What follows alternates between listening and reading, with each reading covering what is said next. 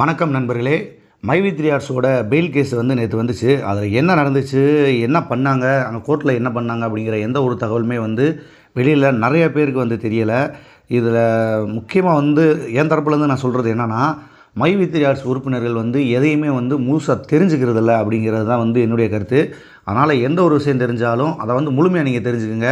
பாதியில் விட்டுட்டு போனீங்கன்னா அதே விஷயத்தை வேற ஒரு இடத்துல நீங்கள் கேள்விப்படுறப்ப இது நமக்கு தெரியல, இது எப்போ நடந்துச்சு அப்படிங்கிற மாதிரியான குழப்பம் உங்களுக்கு ஏற்படும். இப்போ பார்த்தீங்கன்னா நேற்றைய கேஸில் ஒரு 3 விதமான நிகழ்வு நடந்திருக்கு. அது என்னென்னு இப்போ நான் சொல்கிறேன். அடுத்து ஒவ்வொன்றா அதை நம்ம பார்க்கலாம். ஃபஸ்ட்டு பார்த்தீங்கன்னா மௌனம், ஒரு சதி, ஒரு குழப்பம், இந்த 3 விஷயம் இருக்குது. இந்த 3 விஷயத்தை அடுத்தடுத்து நம்ம பார்க்கலாம். ஃபஸ்ட்டாக பார்த்தீங்கன்னா நேற்று ஒரு 6 மணி நெருக்கி இருக்கும்போது பார்த்தீங்கன்னா 166வது கேஸ் நடந்துக்கிருந்துச்சு. அந்த பெஞ்ச் நடந்துக்கிருந்துச்சு. அதுக்கு மேலே கொஞ்சம் எரர் ஆயிடுச்சு.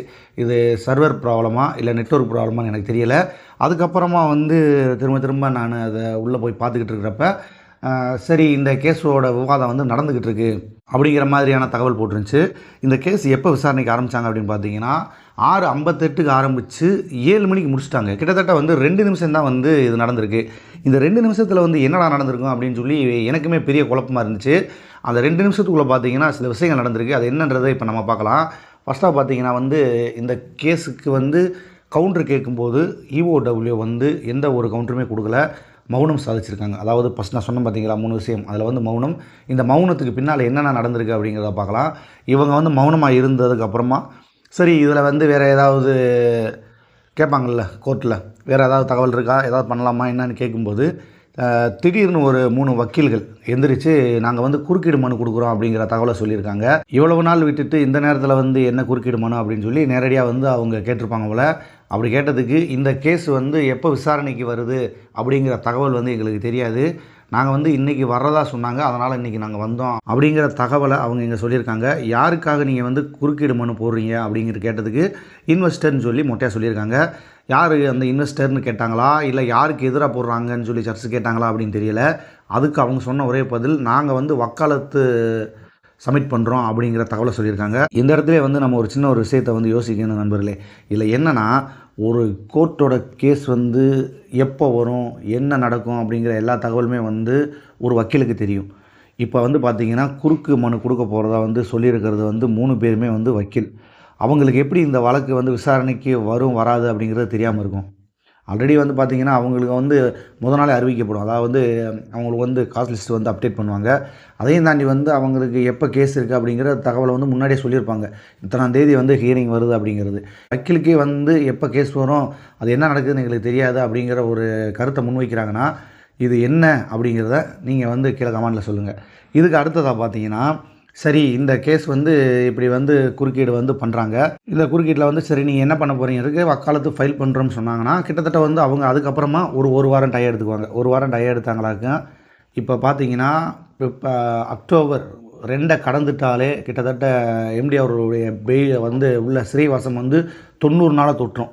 90 நாளை தொட்டுட்டாலே உள்ள ஜெயிலுக்குள்ளேயே வச்சுக்கிட்டு இருக்க முடியாது. அதுக்கு சார்ஜ் ஷீட் ஃபைல் பண்ண சொல்லுவாங்க. அப்போ நிறைய பிரச்சனைகள் இருக்குது. அதனால் இதை பார்த்தீங்கன்னா தள்ளிக்கிட்டு போகிறதுக்கான ஒரு வாய்ப்பாக தான் எனக்கு தெரியுது. இவங்க இப்போ அடுத்து நாங்கள் ஒரு வாரம் கழிச்சு நாங்கள் பண்ணுறோம் அப்படின்வாங்க.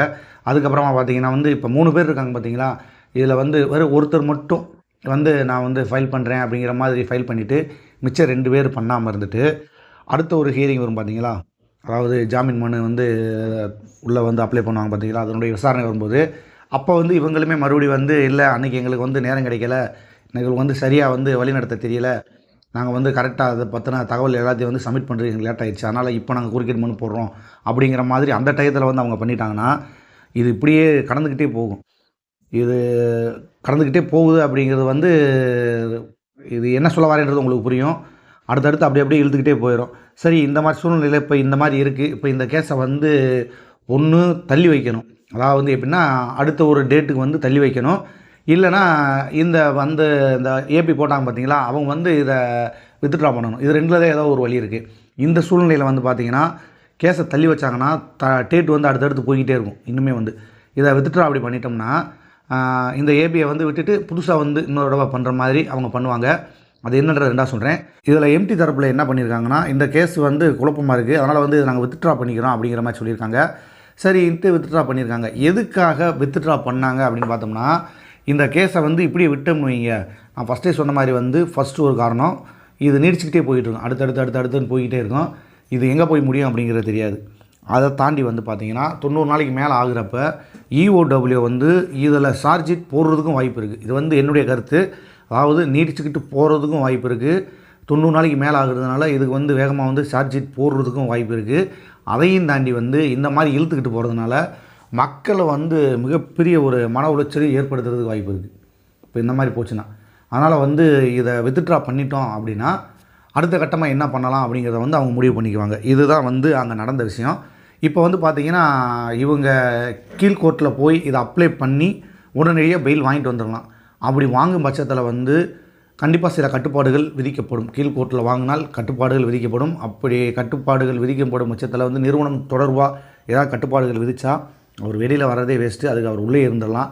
ஏன்னா அவ்வளோ பிரச்சனைகள் வெளியில் இருக்குது. சரி, இதையும் தாண்டி வந்து இவங்க உச்சநீதிமன்றத்தை நாடினால் அங்கே எப்படி வேணால் நடக்கலாம். ஏன்னா இங்கே நடக்கிற மாதிரி அங்கே போய் குறுக்கீடு மனு வந்து கொடுக்குறேன்னு சொல்லி அங்கேயும் போய் அவங்க நிற்கலாம். இல்லாட்டி எதுவுமே இல்லாமல் பெயிலில் ஈஸியாகவே எடுத்துகிட்டு வந்துடலாம். இதுக்கு வந்து மூணாவதான ஒரு வாய்ப்பு தான் இது. இது வந்து இதை தவிர்த்து அவங்க செய்கிறதுக்கான வாய்ப்புகளில் இது ஒன்று. இப்போ நான் சொன்னேன் பார்த்தீங்களா, இது எல்லாமே வந்து ஒரு சதி அப்படின்னு வச்சுக்கலாம். அதாவது குறுக்கீடு மனுவில் ஆரம்பித்து இந்த கேஸ் வித்ட்ரா கொண்டு வந்து விடுற வரைக்கும் நடந்த எல்லாமே வந்து ஒரு சதி. சரி, இதுக்கப்புறமா வந்து குழப்பம். இந்த குழப்பத்தில் என்ன அப்படின்னு பார்க்கலாம். இப்போ நடந்ததாக சொல்லப்படுற எல்லா தகவலுமே வந்து நேற்று நடந்திருக்கு. கிட்டத்தட்ட வந்து ஒரு 2 நிமிஷத்தில் நடந்திருக்கு. இது எல்லாமே 6:58க்கு இந்த வழக்கு தொடருது. 7 மணிக்கு அது முடியுது. அப்புறமா பார்த்தீங்கன்னா நம்ம கேஸ் வந்து 174 முடிஞ்சு 175 அப்படின்னு வந்துருச்சு. அதுக்கப்புறம் வந்து எந்த ஒரு அப்டேட்டுமே இல்லை. அப்படியே கோர்ட் வந்து அதோட முடிஞ்சிருச்சு அப்படின்னு நினைக்கிறேன். இதில் வந்து பார்த்தீங்கன்னா இங்கே இந்த 6:58 to 7 மணி வரைக்கும் நடந்த இந்த விவாதத்தில் இவங்க என்ன ஒரு டிசிஷன் எடுத்தாங்க, அதாவது என்ன ஒரு முடிவு பண்ணாங்க. இந்த கேஸை வந்து போஸ்டடுன்னு போட்டும் பண்ணலை, டிஸ்போஸன் பண்ணலை, எந்த ஒரு டீட்டெயிலுமே வந்து கோர்ட் சைட்லேருந்து அப்டேட் பண்ணவே இல்லை. அது வந்து என்ன தகவல் அப்படிங்கிறது வந்து முழுமை யாருக்குமே தெரியலை.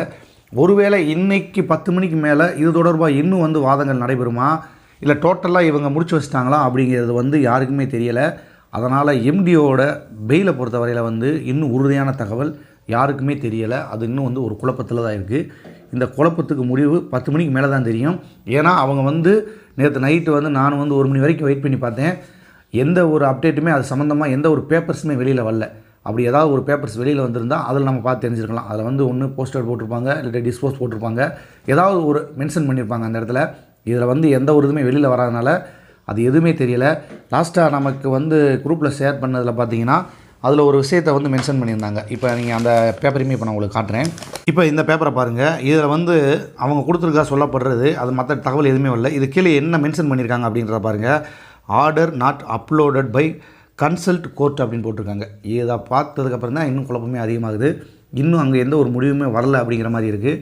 வெயிட் பண்ணுங்கள், 10 மணி வரைக்கும் என்ன நடக்குது அப்படிங்கிறத பார்த்துட்டு அவங்க அப்டேட் பண்ண அந்த பேப்பர்ஸை முழுமையாக நம்ம கையில் எடுத்துக்கிட்டு அடுத்து என்ன பண்ணலாம் அப்படிங்கிறத வந்து நம்ம யோசிக்கலாம். சார் நண்பர்களே, இப்போ உங்களுக்கு வந்து ஓரளவுக்கு புரிஞ்சிருக்கும்னு நினைக்கிறேன். அங்கே நடந்தது எல்லாமே என்னென்ன நடந்திருக்கு, திடீர்னு 3 பேர் வந்து கொடுத்துருக்காங்க, எல்லாமே வந்து சொல்லி வச்ச மாதிரி சில விஷயங்கள் நடந்திருக்கு. இதில் சார்ஜ் ஷீட் போட்டுட்டாங்கன்னா என்ன நடக்கும்னா நம்ம பெயிலுக்கு வந்து அப்ளை பண்ணவே முடியாது. அப்படி ஒரு சுச்சுவேஷன் உருவாயிரும். அதனால் வந்து அதை தவிர்க்கிறதுக்காக கூட இவங்க வந்து இந்த வழக்கை வந்து வித்ட்ரா வாங்கியிருக்கலாம். இப்போ நீங்கள்லாம் கேட்கலாம், எதுக்காக வித்ட்ரா வாங்கினாங்க அப்படிங்கிற ஒரு கேள்வி உங்களுக்குள்ளே இருக்கும். மெயினான காரணம் என்னென்னா, எனக்கு தெரிஞ்சு சார்ஜ் ஷீட் போடாமல் தவிர்க்கிறதுக்காக அவங்க வந்து இந்த வித்ட்ரா வந்து வாங்கியிருக்கலாம். அடுத்து கீழ்கோர்ட்டுக்கும் போகலாம், உச்ச நீதிமன்றத்துக்கும் போகலாம். இதில் எது வேணாலும் நடக்கலாம். அடுத்தடுத்த அப்டேட்டில் நம்ம வந்து பார்த்துக்கலாம். இதில் வந்து கூடுதலான ஒரு தகவல் என்ன அப்படின்னா, இப்போ நான் ஆரம்பத்தை சொன்னேன் பார்த்தீங்களா, எல்லாத்தையும் முழுமையாக தெரிஞ்சுக்கங்கட்டு. இந்த சம்பவங்கள் அனைத்தும் நடக்கும்போது ஏஎஸ் அந்த நபர் வந்து அங்கே உள்ளே இருந்திருக்காரு அப்படிங்கிறது வந்து ஒரு குறிப்பிடத்தக்க ஒரு தகவல். சார் நண்பர்களே, என்ன நினைக்கிறீங்கிறத கமெண்டில் வந்து கண்டிப்பாக பதிவு பண்ணுங்கள். ஏன்னா இவ்வளோ சம்பவங்கள் நடந்திருக்கு. வீடியோவை முழுமையாக பார்த்தவங்களுக்கு மட்டும்தான் இது என்ன நடந்துச்சு அப்படிங்கிறது முழுமையாக தெரியும். அரையும் குறையமாக பார்த்துட்டு போனீங்கன்னா இன்னுமே நீங்கள் வந்து பல விஷயங்கள் தெரியாமல் தான் இருப்பீங்க. என்ன நடந்துச்சுன்னு தெரியாமல் அரையும் குறையமாக பார்த்துட்டு போய்கிட்டே தான் இருப்பீங்க. சரி, உங்கள் கருத்துக்களை பதிவு பண்ணுங்கள். அடுத்த பதிவில் வந்து இன்னும் சிறப்பாக ஏதாவது தகவல் கிடைக்கும் பட்சத்தில் மேக்ஸிமம் 10 மணிக்கு மேலே எல்லாமே தெரிஞ்சிடும், முழுமையாக என்ன நடந்துச்சுன்று. அதுக்கப்புறமா அது தொடர்பான தகவல் எல்லாத்தையுமே வந்து உங்களுக்கு நான் அப்டேட் பண்ணுறேன். நன்றி நண்பர்களே.